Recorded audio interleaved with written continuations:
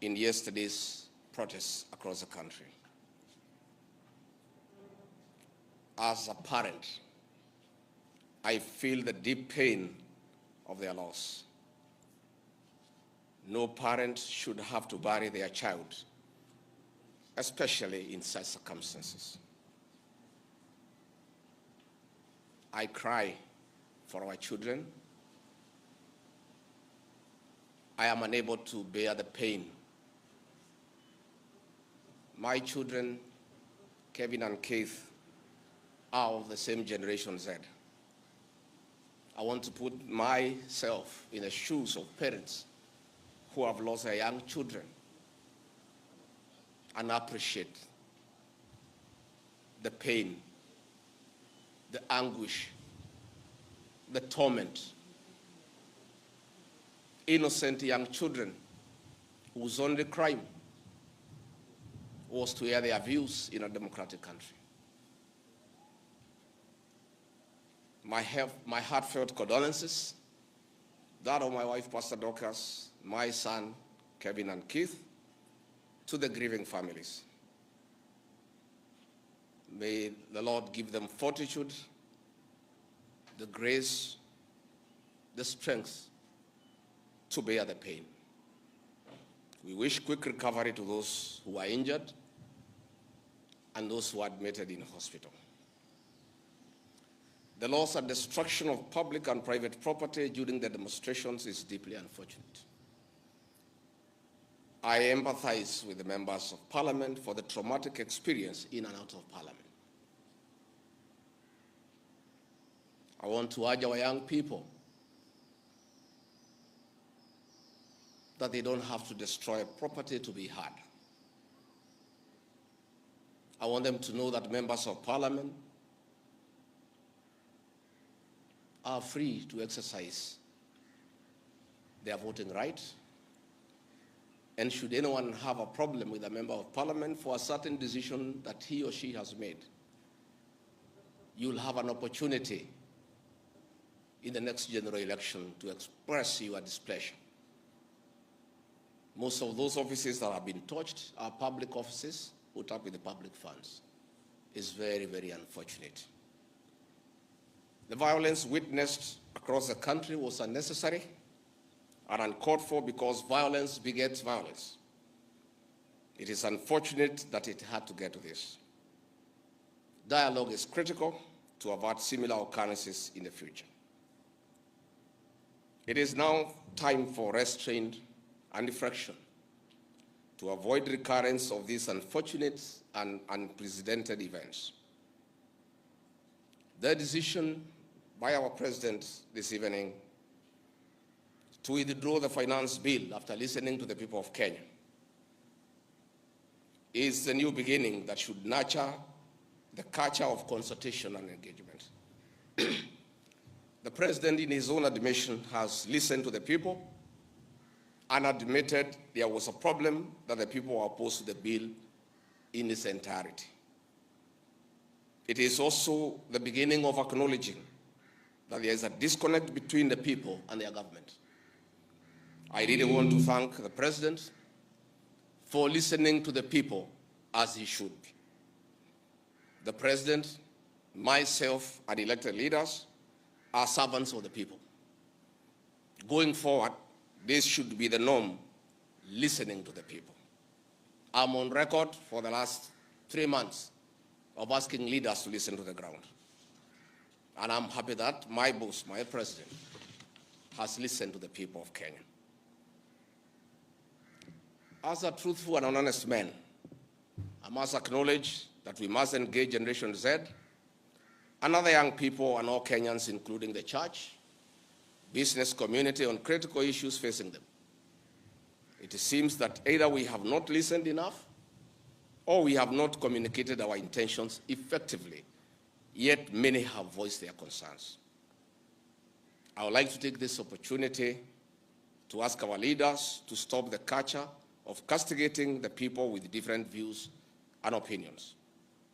It is time for leaders to tone down and stop the habit of talking down to the people. And this brings me to the critical issue why I've called this press conference.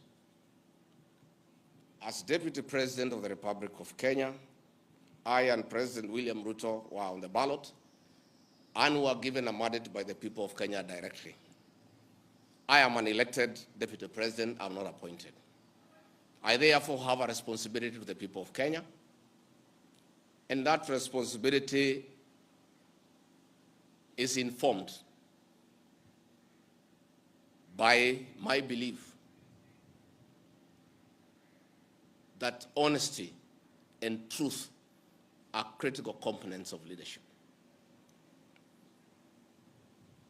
We have lost lives, property destroyed, anarchy, fear, uncertainty. How did we get here? How did we get here? We were just elected the other day as a very popular government. Where did the rain begin to beat us? Where did we stop listening to the people? President William Ruto and I were the darling of the Kenyan people by listening to them, by engaging them.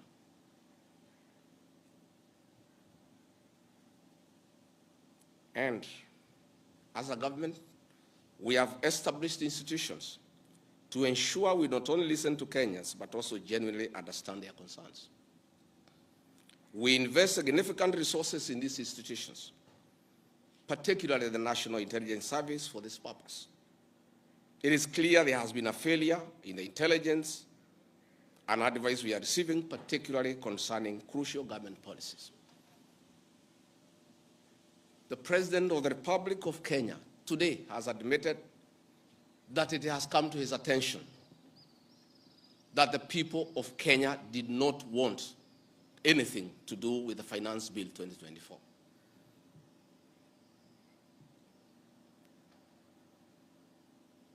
The President has now agreed that we need to listen to the people. And I sympathize with my boss, President William Ruto, because this information was not available to him. I know President William Ruto. Had he known 2 months ago that the people of Kenya did not want anything to do with the Finance Bill 2024, he would not have asked his parliamentary party to push it through.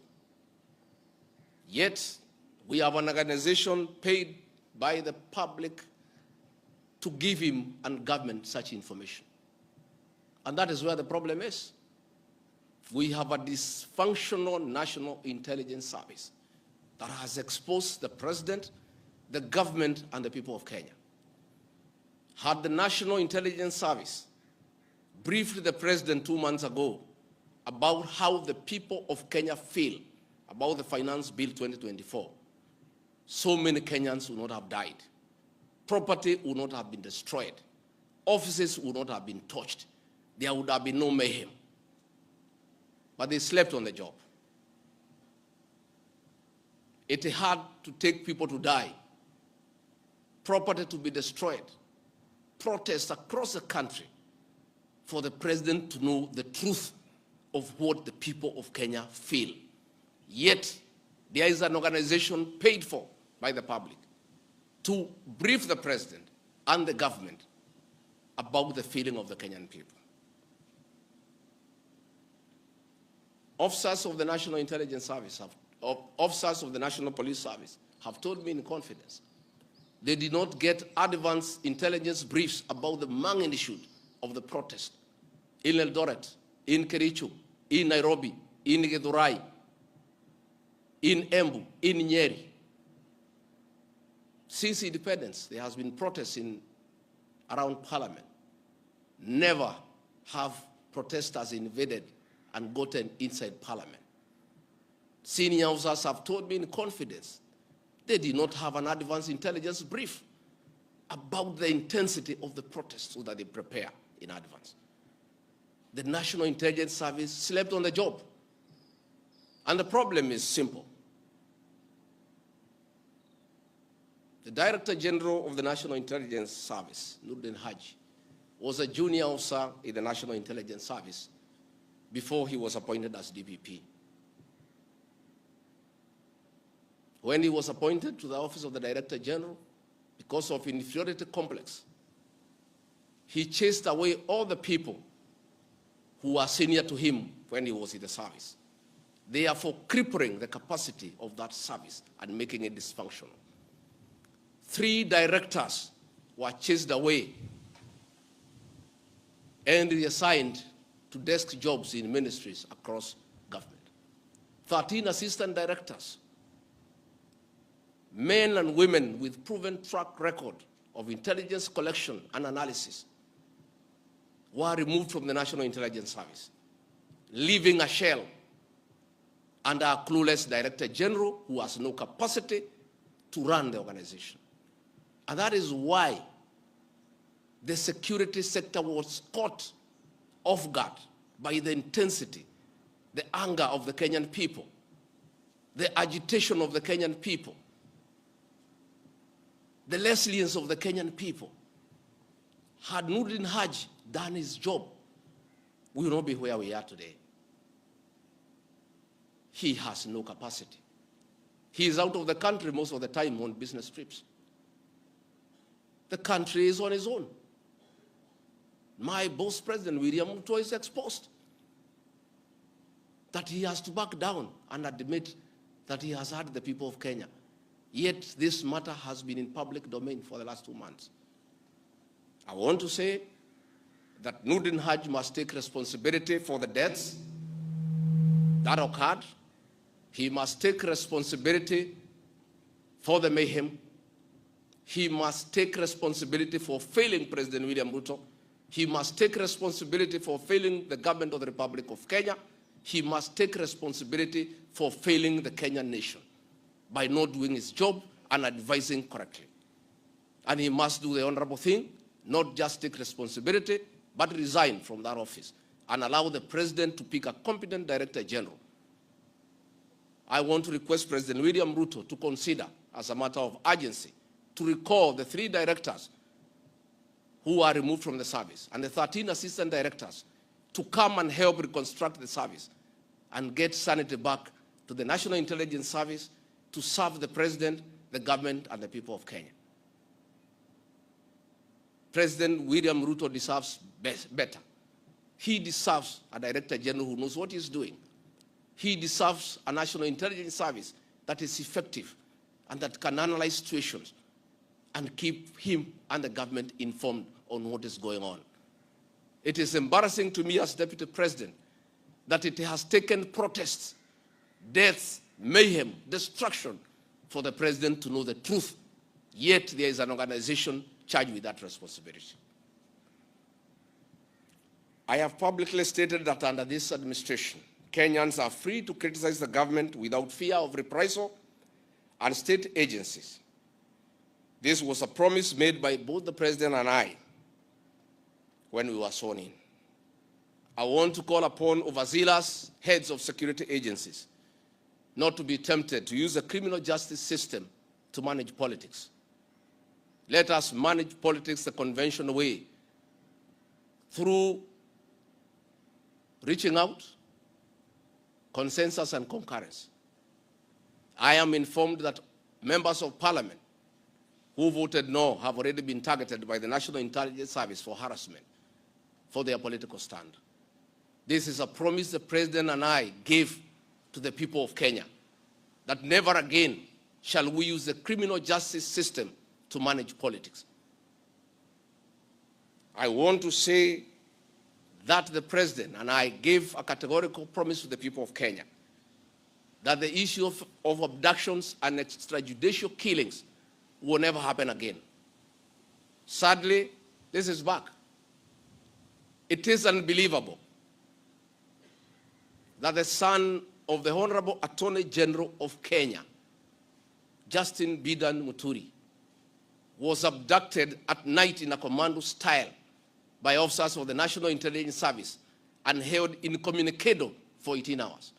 Yet, that is the Honorable Attorney General of the Republic of Kenya.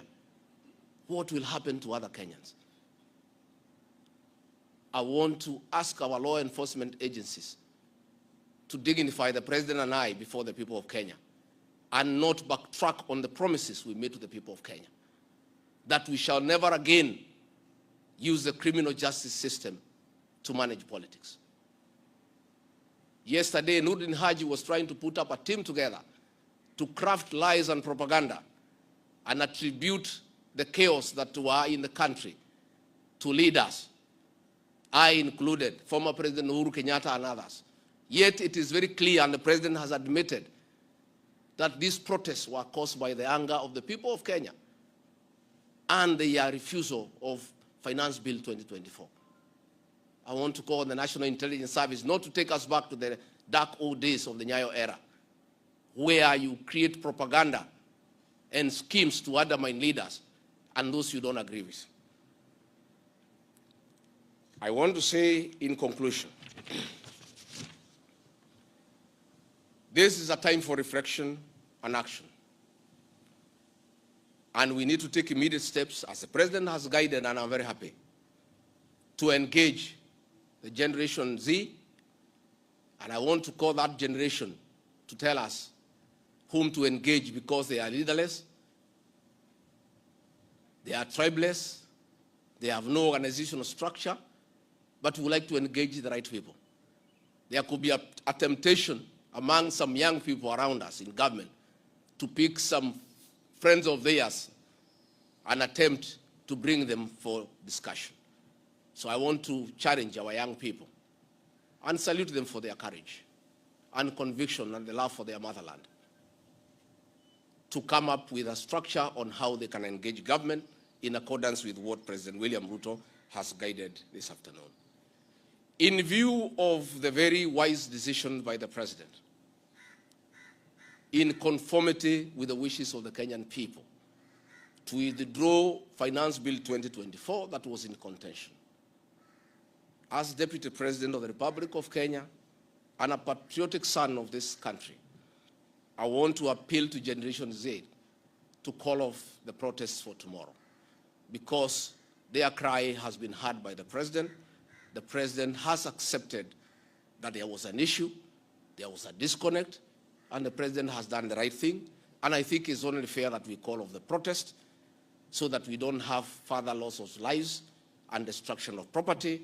It's an appeal that I've made as a father, as a parent, to our young children. We love you, we respect you. Please, I beseech you as your father, now that the president has given in and accepted to go with the wishes of the Kenyan people, please, my sons and daughters, I plead with you to save lives, to save bloodshed, to save loss of property and lives. My sons, my daughters, please make an announcement this evening and call off the protest. And then we can begin the process of truthful engagement with the Kenyan people. We can begin an honest conversation on how to work on our country. Finally, I want to ask the president and our government to consider a plan on how to help those families that lost their livelihoods as a result of lack of proper advice by the National Intelligence Service. All these things happened because of government failure. It should never happen. Let us see how to compensate to those families, those who are dead. We help those who are in hospital with bills, and we help to bury them. Again, I want to ask Kenyans not to punish members of parliament for the stand that they took. A government is formed by a political party. Once a government has a program in parliament and decides it is good for the people, members of parliament from that party must toe the line. I don't want you to punish our members of parliament. They just did what is right in terms of our political formation. Allow them to be. Allow them to support their government, because that's why they were elected as members of the government party. Let us not harass them.